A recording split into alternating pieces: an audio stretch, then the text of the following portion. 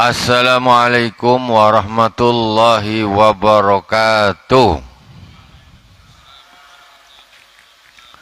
Alhamdulillahirabbil alamin wassalatu wassalamu ala sayyidil mursalin wa ala alihi washabihi ajmain. Subhanaka la ilma lana illa ma 'allamtana innaka antal alimul hakim. Rabbi shrah li sadri wa yassir li amri wa hlul 'uqdatam min lisani yafqahu qawli. Allahumma salli ala sayyidina Muhammadin al-Fatih lima ughliq wal khatimi lima sabaqa nasil haqqi bil haqq wal hadi ila siratikal mustaqim wa ala alihi haqqa qadrihi wa miqdaril azim.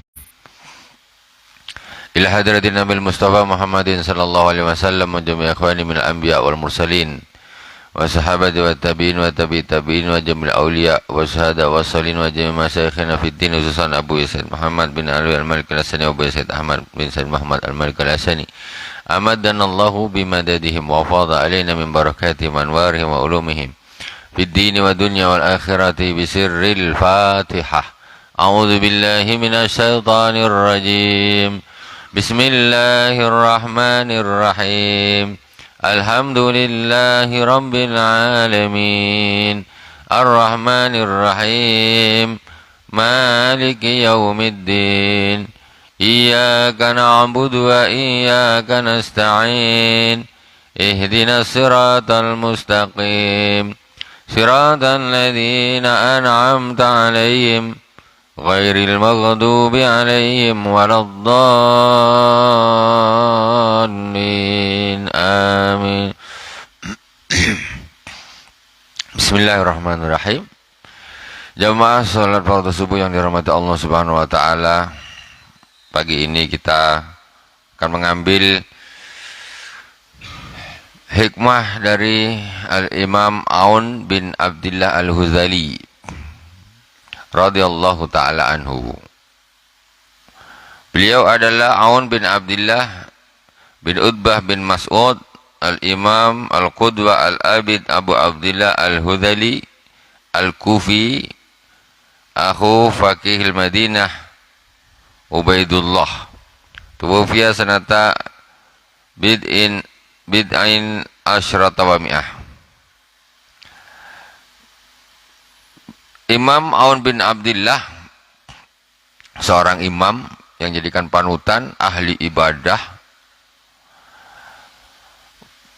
seorang Kufah, tinggalnya di Kufah. Kufah itu Baghdad, Basrah dengan Kufah itu daerah Baghdad. Meninggal pada tahun 110 lebih, ya, tahun 100-an lebih Hijriyah. 1300 tahun yang lalu beliau hidupnya di dunia ini. Kita akan mengambil hikmah-hikmah dari beliau. Kalau kita ngundang penceramah abad sekarang, orang sekarang kita dengar perkataannya. Kalau ini dengan membaca kitab ini, ibaratnya kita ini mengambil pelajaran ngundang ulama 13 abad yang lalu. Jadi ini dulu kalimat atau karena nasihat-nasihat beliau yang pernah disampaikan, dilanjutkan oleh muridnya sampai sekarang 13 abad bisa sampai ke kita. Jadi kita ini ngundang ulama 13 abad yang lalu. Kalau kita membaca hikmah, karena hikmah mutiara dari para ulama-ulama salaf. Min kalamihi qala Abu Yazid Muhammad bin Alwi Al-Malik Al-Hasani Aun bin Abdillah Al-Hudali radhiyallahu ta'ala anhu min kalamihi Dzakirullahi ta'ala fi qablatin nas kama salil fi'ah al-munhazimah yamihar rajul. Seorang yang ingat kepada Allah Subhanahu wa taala di tengah-tengah lalainya manusia kepada Allah Subhanahu wa taala. Jadi satu orang yang ingat kepada Allah Subhanahu wa taala di tengah orang-orang yang pada lupa sama Allah. Kamasil fi'atil munhazimah yahmihar rajul. Seperti satu pasukan yang dalam posisi kalah. Yahmihar rajul, tetapi dia dijaga oleh seorang panglima perang. Seorang yang jaga. Ini ada seorang, dia ingat kepada Allah Subhanahu wa taala di tengah orang banyak pada lupa sama Allah. Itu seperti ada pasukan yang kalah, tapi yang belain itu, yang bisa menjaganya hanya satu orang itu yang ingat sama Allah Subhanahu wa taala, yang berzikir kepada Allah Subhanahu wa taala. Itu bedanya gitu. Jadi orang yang tidak ingat sama Allah berarti orang yang kalah semua. Tapi orang satu ini tadi itu bisa menjaga satu pasukan tadi. Nah, itu perumpamaan. Orang yang ingat dengan orang-orang yang lupa. Jadi kuatnya powernya orang yang ingat sama Allah Subhanahu wa taala. Laula dzalika ar-rajul ghuzimatil fi'ah. Seandainya tidak ada orang itu, satu, dia tak ada, maka pasukan ini akan kalah. Walau man yadhkurullah azza wa jalla bi ghaflatin nas halakan nas. Seandainya tidak ada seorang yang berzikir kepada Allah Subhanahu wa taala di tengah-tengah lalainya manusia, maka manusia semuanya akan binasa. Jadi tanpa disadari kadang-kadang kita ini selamat berkat amal orang lain. Di satu daerah orang-orangnya pada lupa sama Allah, ibadah malas, maksiat banyak, tapi aman-aman aja. Ternyata di situ ada seorang atau sekelompok orang yang suka berzikir kepada Allah Subhanahu wa taala. Jadi yang jaga tuh mereka. Yang ahli-ahli maksiat, yang ahli-ahli dunia yang lupa sama Allah Subhanahu wa taala ini, dia selamat karena orang yang sedikit tadi. Ini sebenarnya orang-orang jasanya luar biasa, cuma nggak ketara. Jadi ketika seorang berzikir kepada Allah Subhanahu wa taala di tengah-tengah lupanya orang lain, manusia, itu zikirnya juga bermanfaat, bisa menyelamatkan orang lain. Jadi seandainya dia tak ada, habis semuanya, kampung itu habis. Walau man yazkurullaha azza wa jalla fi ghaflatin nas halakan nas. Seandainya tidak ada orang yang berzikir kepada Allah Subhanahu wa taala di tengah-tengah lalainya manusia, maka manusia akan binasa. Jadi harus berterima kasih. Kadang-kadang kita itu selamat atas doa-doa, atas zikirnya orang lain. Kemudian kata beliau lagi, sahibtul aghniya falam yakun ahadun atwala ghamman minni. Tengok orang soleh, apa kata dia? Saya ini berkawan dengan orang-orang kaya, tapi aku merasa tidak ada orang yang lebih susah daripada aku. Maksudnya apa? Berkawan dengan orang kaya ini saya rasa ini aku ini macam susah, paling susah aku lah ketika berkawan dengan orang kaya ini. Sebabnya apa? Sebabnya in ra'aitu ahadan ahsana thiyaban minni aw atyaba rihan fa sahibtul fuq. Ketika kenapa aku kok rasa paling susah sendiri? Ketika aku melihat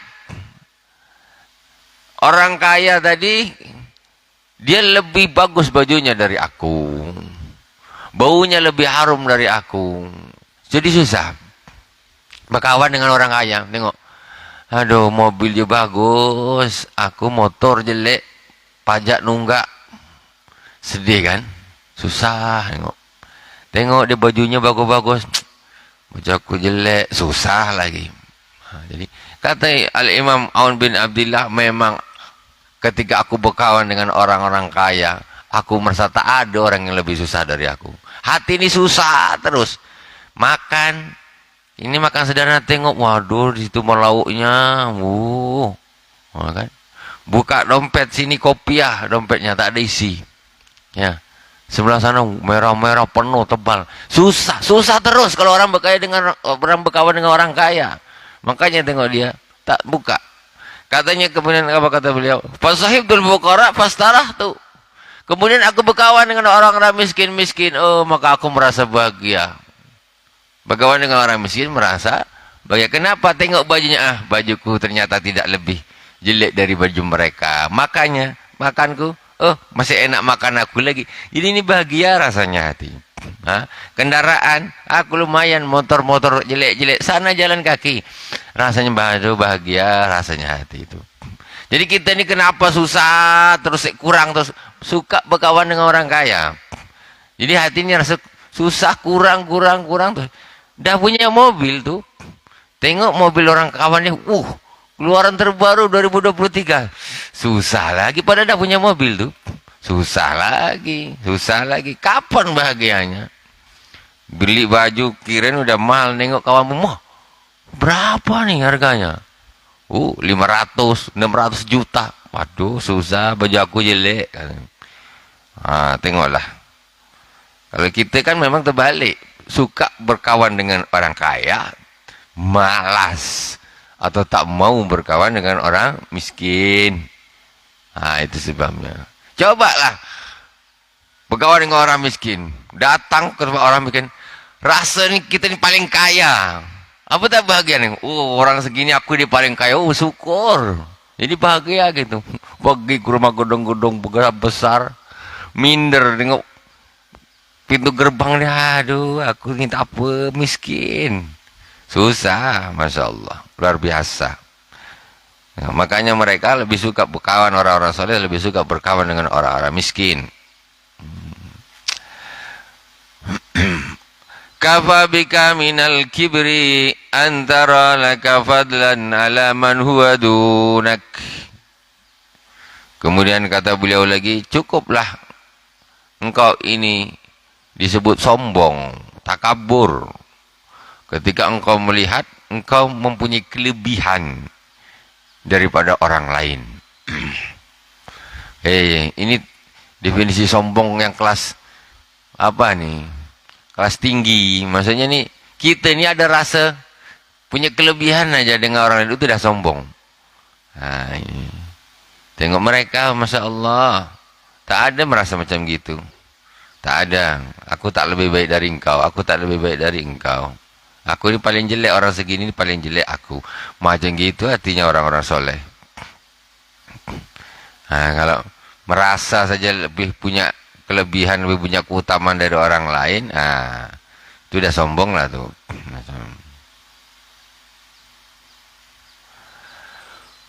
Wa qala ma ahsibu ahadan tabarraga li'aibin nas illa min ghaflatin ghafalaha an nafsih. Tidaklah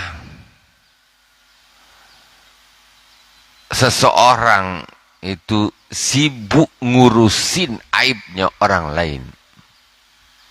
Sibuk ngurusin aibnya orang lain. Kecuali karena dia lupa terhadap aib dirinya sendiri. Jadi orang ini kenapa sih kok sibuk ngurusin? Si itu orangnya gini-gini, tak suka aku, apa si itu gini-gini, dia gini-gini. Kalau ngomong mesti bahas aibnya orang terus. Jadi sibuk ngurusin aib orang lain. Kenapa orang kok sibuk ngurusin aib orang lain? Karena dia lupa terhadap aibnya sendiri. Coba orang lu tak lupa dengan aibnya sendiri, tak sempat ngurusin orang. Itu kata kabur. Ya Allah, aku nih bakhil betul. Ini masih mikirin macam mana ini bisa hilang. Nak ngurusin, tak sempat. Ibarat kita ini kerja nih, kita kerja. Pokoknya kita ada meja kerja. Ini pekerjaan masih numpuk, segini numpuk. Di sana meja ada pekerjaan orang. Kita, tolonglah aku pekerjaan aku masih banyak nih. Macam mana aku nak bantu kau? Ibaratnya kita ini sedang ujian. Ujian berapa lembar? Soal 1 sampai soal 100. Masih di sini masih dapat 5 soal. Kata kawan semua, bantulah aku nih, aku tak bisa bantu aku. Aku ini belum terjawab lagi. Mana tak bisa nak ngurusin orang. Ketika seseorang dia tidak dia lupa terhadap ujian ada yang ada di depan dia, ditaruh dia sibuk. Nomor berapa, bel, dia punya tidak ada jawaban. Waktu habis ujian, sana selesai dibantu, tunjukkan semua aibnya, ditunjukkan semua, ini aib, ini. Yang dia lupa, bel habis, ajal, mati, belum terjawab lagi soal aku semua nih, karena sibuk ngurusin urusan orang lain. Jadi ibaratnya gitu, kalau ada orang tuh dia sibuk ngurusin ujian dia punya sendiri, nomor 1, ini macam mana ya, macam mana sifat ini, sombong aku macam mana nak hilang ya, iri hati, malasnya aku macam mana ini, nak hilang, usaha sana sibuk, aku tak tahulah, aku tak sempat lah. Itu. Jadi memang kita kenapa kita suka ngurus aib orang? Karena lupa terhadap aibnya sendiri. Coba cari aib sendiri. Butuh waktu yang sangat banyak untuk mengobatinya. Cuman kita sekarang hanya berada di satu zaman yang orang hanya fokus terhadap penyembuhan penyakit zahir saja. Ini kita berada di satu zaman seperti itu. Zaman dulu tidak. Zaman awal-awal salafus saleh dulu mereka tidak. Mereka itu lebih fokus kepada mempercantik batin daripada mempercantik zahirnya. Orang zaman dulu salafus saleh. Sekarang kita berada di satu zaman orang yang lebih memperhatikan zahir daripada batin. Kalau ada sakit zahirnya, ke ujung dunia dicari dia, macam mana aku bisa sembuh. Nengok muka, ini kok kurang cantik, kok kurang ganteng, kurang apa, pergi ke sana macam mana bisa cantik, macam mana bisa ganteng, baju macam mana bisa gagah, bagus, penampilan luar. Kita sekarang berada di zaman itu. Orang dulu kenapa kok bajunya biasa-biasa, kok ini penampilannya biasa, sibuk dia nak baguskan dalam nih. Itu akhirnya bagian luar tak sempat.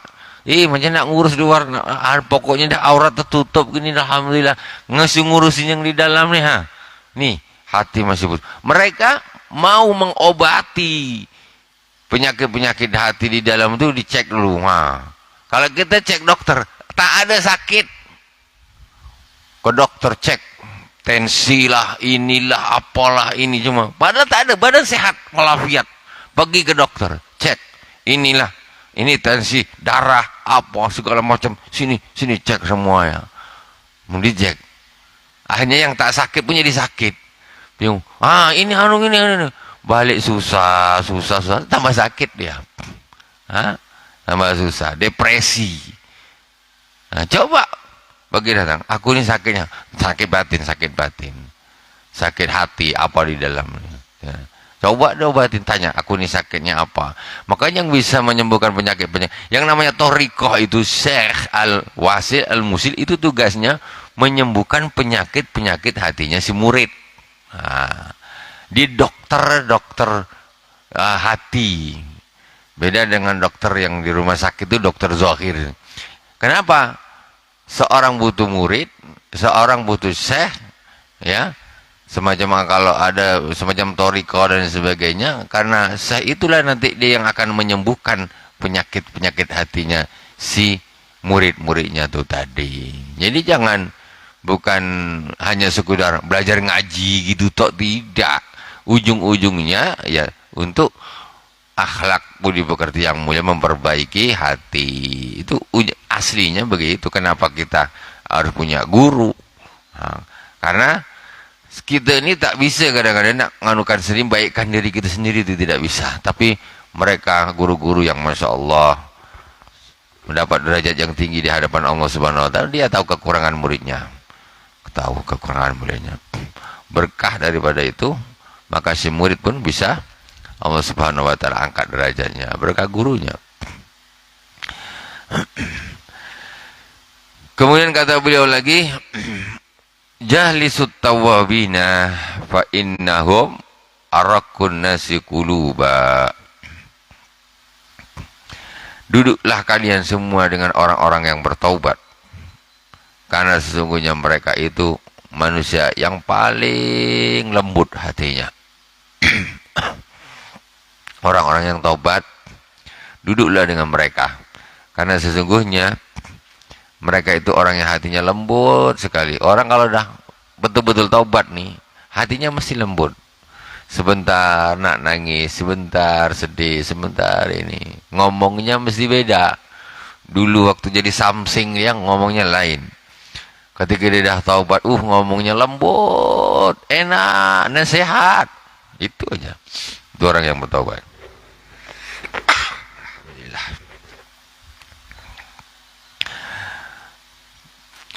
Ad-dunya wal akhiratu fi qalbi ibni Adama kafatayil mizan tarjahu ahaduhuma bil ukhra. Terakhir kata beliau Al-Imam Aun bin Abdillah Al-Hudali, dunia dan akhirat itu di hatinya seorang hamba.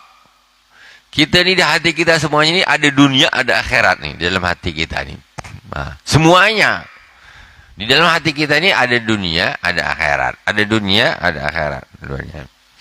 Jadi perumpamaan dunia dan akhirat di hati seorang anak Adam, di hati kita nih, itu seperti neraca, timbangan. Nah, seperti ini timbangan, kanan kirinya ini.